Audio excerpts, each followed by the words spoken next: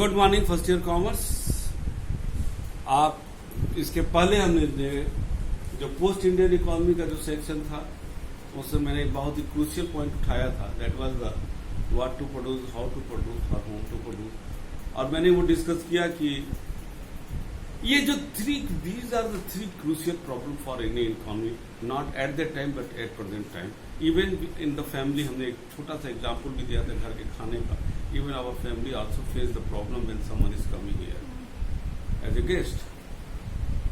ये तीनों प्रॉब्लम हम लोगों के इकोनॉमी में आता है और वो डिसीजन हर व्यक्ति का अलग होता है अगर खाने पर कोई आ रहा है, क्योंकि हर व्यक्ति की रिसोर्सेज अलग है, हर व्यक्ति की फाइनेंशियल कंडीशन अलग है, हर व्यक्ति के जो है रहने का, जो बैठने का, कमरे का पोजीशन अलग है, सब कुछ अलग है। उसी तरह हम इकोनॉमी में भी करते हैं, सब इकोनॉमी की हर चीज अलग अलग है। तो ये डिसीजन एक यूनिवर्सल डिसीजन नहीं होता है, ये हर कंट्री अपनी कंट्री के इकोनॉमी की कैरेक्टरिस्टिक को देखते हुए लिखते हैं। That was a major crucial decision and at that time the then prime minister, the first prime minister of India, Pandit Jawaharlal Nehru, under his dynamic leadership, हम लोगों ने उन लोगों ने प्रॉब्लम को डिस्कस किया और हम मिक्स्ड इकोनॉमी को कोर पॉइंट के रूप में इकोनॉमिक सिस्टम में लिया। और 1950 में प्लानिंग कमीशन की स्थापना की गई। प्लानिंग कमीशन जो 5 ईयर प्लान को बनाना, लक्ष्य को निर्धारित करता था और किन किन सेक्टर को उस समय की जरूरत के हिसाब से देखना, ये 5 ईयर प्लान जो था। 5 ईयर प्लान जो एक के तहत के बनाने के लिए एक प्लानिंग कमीशन की स्थापना की गई। प्लानिंग कमीशन एक एडवाइजरी बॉडी के रूप में दिया गया and the prime minister of India is the ex officer chairman of the planning commission. माने एक्स ऑफिसर के अंदर कोई भी व्यक्ति जो प्राइम मिनिस्टर होगा ऑटोमेटिकली ही will take over the charge, at the time took over the charge as the chairman of the planning commission. The main function of the planning commission was to decide, being the decision making body of the planning, to decide the core point of for this 5 year, किस sector को हमको focus करना है, economy को कैसे आगे लेके चलना है, the thrust of the economy. Her economy में अलग अलग चीजों को फोकस किया गया, लेकिन और जो हम लोग अलग अलग 5 ईयर प्लान के तहत देखेंगे, लेकिन जो 3 पॉइंट जो सबसे महत्वपूर्ण था, जिसको कोर पॉइंट बनाया गया फॉर द इकोनॉमिक डेवलपमेंट, और वो था, ठीक है, पहला 3 था। पहला prosperity,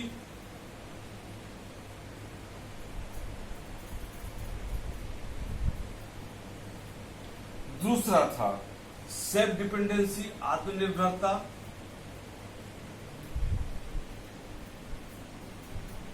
and the third point is equity, समानता।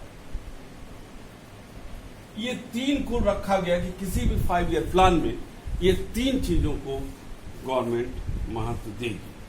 तो पहला आज हम लोग शुरू करते हैं और ये तीनों को महत्व देना था और सारी चीजों को हमको इसमें गवर्नमेंट को फोकस करना था हर 5 ईयर प्लान में। अब पहला आते हैं प्रॉस्पेरिटी, समृद्धि। देश को समृद्ध बनाना, कैसे बनाएंगे? देश को समृद्ध बनाने के लिए हमको प्रोडक्शन कैपेसिटी को डेवलप करना। प्रोडक्शन कैपेसिटी को डेवलप करने का मतलब होता है कि जो भी हमारी प्रोडक्टिव कैपिटल है उसको ज्यादा से ज्यादा हम उसको एक्यूमुलेट करें, transport, banking and other associate service को बढ़ाएं, ठीक है ना, और जो प्रोडक्टिव कैपिटल है उसका बेहतर प्रयोग करते हुए हमको आगे बढ़ना था। One of the important point I will discuss here, that is the GDP. आगे की क्लास में हम आपको बताएंगे, इकोनॉमिक्स का कोशिश करेंगे इन द क्लास कि there are so many determinate, on that basis we determine the economic development of the country, like the GDP, saving rate, investment rate, capital formation, foreign exchange fund, balance of payment. These are the examples of the economic sector on which we can define the economic determinants for the development of the economy. ठीक है, अब one of the जो मैंने बोला first is the GDP, gross domestic product. Gross domestic product क्या होता है? सकल उत्पादन, सकल घरेलू उत्पादक। जीडीपी के अंदर जो पूरे विद इन एक साल के अंदर जो हमारे फिजिकल गुड्स एंड सर्विसेज का जो प्रोडक्शन होता है उसकी वैल्यू को हम लोग जो मार्केट वैल्यू के आधार पर लेते हैं। इस सारे जो प्रॉस्पेरिटी के लिए समृद्ध तभी आएगा जब हमारी जीडीपी बढ़ेगी। और जीडीपी कैसे बढ़ेगी? इसको एक एग्जांपल ले लो कि केक, छोटा केक लाओगे, मान लीजिए घर में 10 लोग हैं, छोटा केक आपने लाया, 10 लोगों में इतनी बड़ी बढ़ेगा। आपने बड़ा 3 डेकर लेके केक ले आए, 10 लोगों में इतना आ जाएगा, भरपूर हो जाएगा। इवन बाहर भी बंटवाना पड़ेगा, रिश्तेदारों में भी भेज दोगे केक, ठीक है। उसी तरह जीडीपी लीजिए, छोटा जीडीपी और देश की इतनी बड़ी आबादी, जब हम उसको इकोनॉमी में इनकम को डिस्ट्रीब्यूट करेंगे तो सबसे छोट कम आएगा और देश इसका मतलब विकसित नहीं हो पाएगा, विकासशील भी नहीं हो पाएगा, अनडेवलप हो जाएगा। लेकिन हमको जीडीपी बढ़ाना है और जीडीपी कहने की वही बड़ा केक बनाना है ताकि लोगों को सबको समुचित जो है वो रिसोर्सेज मिल सके। तो जीडीपी के लिए हमको क्या करना होगा? हमको अपने यहाँ प्रोडक्शन बढ़ाना होगा, हमको अपने यहाँ जो है सर्विस सेक्टर को भी बढ़ाना पड़ेगा, ठीक है ना। ये सारी चीजों को हमको बनाना पड़ेगा। अब जो जीडीपी बढ़ाने के लिए हर सेक्टर का अपना योगदान होता है, चाहे वो एग्रीकल्चर सेक्टर हो, चाहे इंडस्ट्री सेक्टर हो, चाहे आपका सर्विस सेक्टर हो।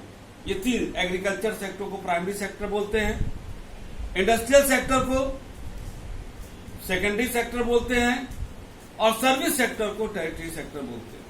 ये 3 सेक्टर को जब बढ़ेगा और इनका जो कंट्रीब्यूशन होगा जीडीपी में, उसी से हमारी जीडीपी बढ़ेगी।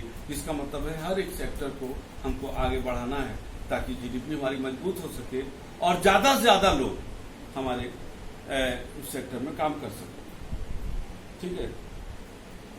कुछ देश ऐसे होते हैं जैसे हमारी इंडियन इकोनॉमी में हमारे एग्रीकल्चर सेक्टर का जीडीपी में ज्यादा था, आज उठा के देख लो कम है, इसका तो हम बाद में आपका डिस्कशन करेंगे, ठीक है। कुछ कंट्री ऐसे होते हैं जिनके क्या इंडस्ट्री सेक्टर का ज्यादा है और कुछ कंट्री ऐसे होते हैं जो सर्विस सेक्टर का उनका योगदान ज्यादा होता है, ठीक है ना। ये अब हमको जो है जीडीपी में इन तीनों सेक्टर को ध्यान देना है और ये तीनों सेक्टर ये नहीं कि एक साथ, हमको ये देखना होगा कि किस सेक्टर का पहले ध्यान दे ताकि उस सेक्टर को भी लाभ हो। तो हमको ये देखना पड़ेगा हमारी रिसोर्सेज किसको सूट कर रहा है, उसके हिसाब से हमको ध्यान देना होगा, ठीक है ना। अगर हमारे रिसोर्सेज एग्रीकल्चर को सूट कर रहा तो एग्रीकल्चर को फोकस कीजिए, इंडस्ट्रीज को, और धीरे धीरे यही हुआ, पहले एग्रीकल्चर को फोकस किया गया, फिर इंडस्ट्रीज को फोकस किया, सर्विस सेक्टर को। आज सर्विस सेक्टर का एक बहुत बड़ा योगदान हमारे इकोनॉमी में, जीडीपी में है। तो ये कोई ऐसा क्वेश्चन है जो एक समय में किसको फोकस किया जाए, दूसरे समय में वो चीज गलत हो सकता है। तो फोकस करना है ताकि जीडीपी हमारी मजबूत होती रहे, ठीक है ना।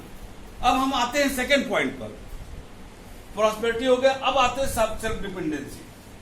हमको आत्मनिर्भर होना पड़ेगा। आत्मनिर्भर होने के लिए उसमें अगर बात किया जाए तो मॉडर्नाइजेशन, अगर हम इस पे बात करें, इसमें एक पॉइंट करेंगे डिस्कस, मॉडर्नाइजेशन।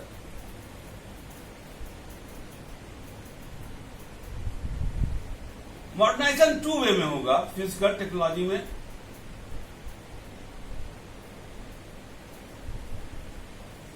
और अगर कहा जाए सोच में, विचारों में, थिंकिंग।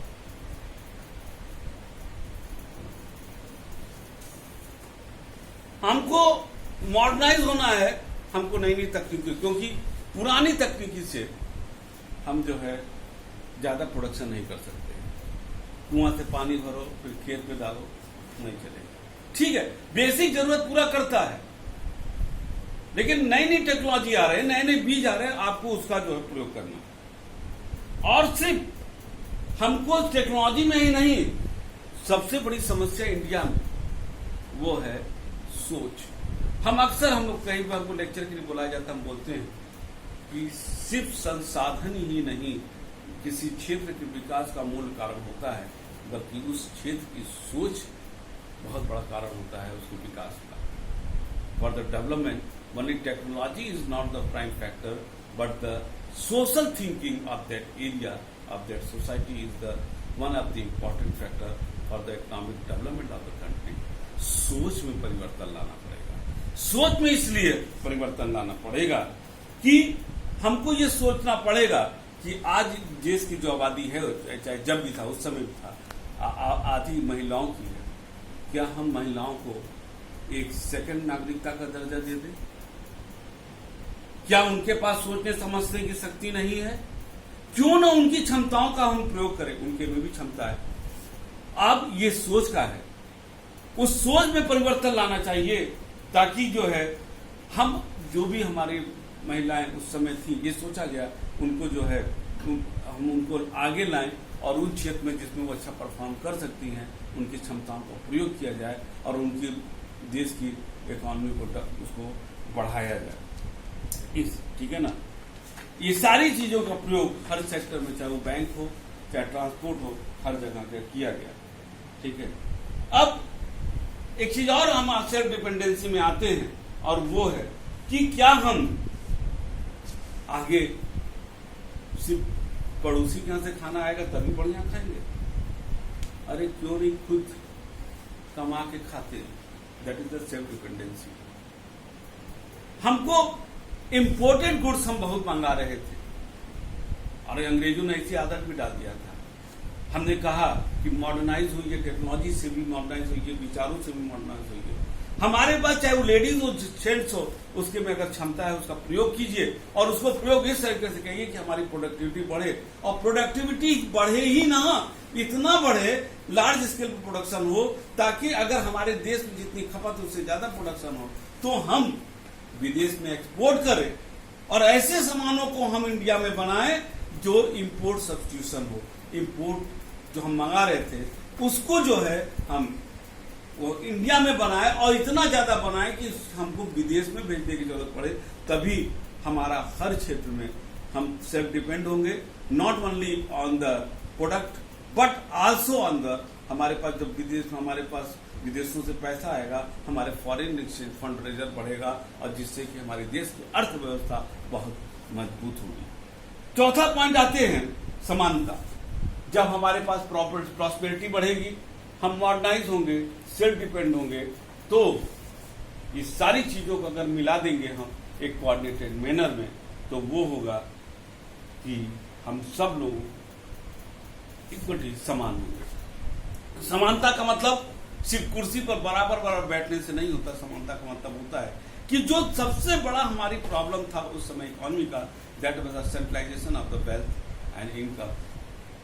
बहुत से लोग हम उस समय, very few handful people are holding, were capturing the maximum resources of the country and most of the people of the country are only have at that time was having the few resources in their hand, and the problem was the very biggest problem at that time, that is the centralization of wealth and income, that is the haves and have not। अमीर होता चला जा रहा था, गरीब होता चला था। समानता का ये मतलब है जो गैप है अमीर और गरीब का, उसको 5 ईयर प्लान के तहत उससे कम किया जाए जो उसके है। इसका मतलब नहीं कि अमीर को गरीब कर दो, इसका ये मतलब है कि अमीर को है, ठीक है, वो है क्योंकि वो रोजगार दे रहा है, तमाम हमारे देश को डेवलप कराने में योगदान दे रहा है। हम 5 ईयर प्लान ऐसा बनाए कि जो गरीब है, गरीब के पास भी रिसोर्सेज पहुंचे, वो उसका प्रयोग करे और धीरे धीरे आगे। हमको इसको अमीर को नहीं घटाना है, हमको इसको जो है नीचे वाले को ऊपर उठाना है और जितना हम ऊपर उठाते जाएंगे जो गैप है वो कम होगा और देश में जो है वो समृद्धि आएगी। और ये समृद्धि तभी आएगी जब हम सेल्फ डिपेंड होंगे, और सेल्फ डिपेंड तब होंगे जब हम मॉडर्नाइज होंगे, और जब हम तीनों करेंगे तो समानता अपने आप आ जाएगी।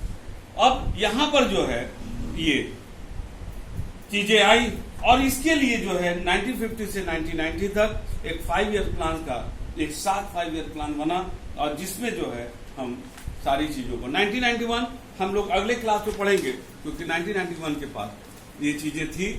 आगे की क्लास में जो हम लोग फोकस करेंगे वो करेंगे कि कैसे जो है हर सेक्टर में, यहां पर हम कभी भी लिख देते हैं, कैसे हर सेक्टर में चाहे वो एग्रीकल्चर हुए, और वो था कि 90 to 1955 में हमारे यहाँ एक कॉन्सेप्ट चला था LQP। इस पर हम लोग फोकस करेंगे और LQP फोकस करते हुए हम लोग चलेंगे कि एग्रीकल्चर और हर सेक्टर में कैसे कैसे चीजों को हम लोग उस समय उसको अडॉप्ट कर रहे थे, कैसे कर रहे थे, इनका डिस्कशन हम लोग नेक्स्ट क्लास में हम लोग करेंगे। हमको उम्मीद है ये क्लास आपको समझ में आया होगा। अगले क्लास में 5 ईयर जो हमने बताया उसके हिसाब से चलेंगे। तब तक के लिए thank you and good bye.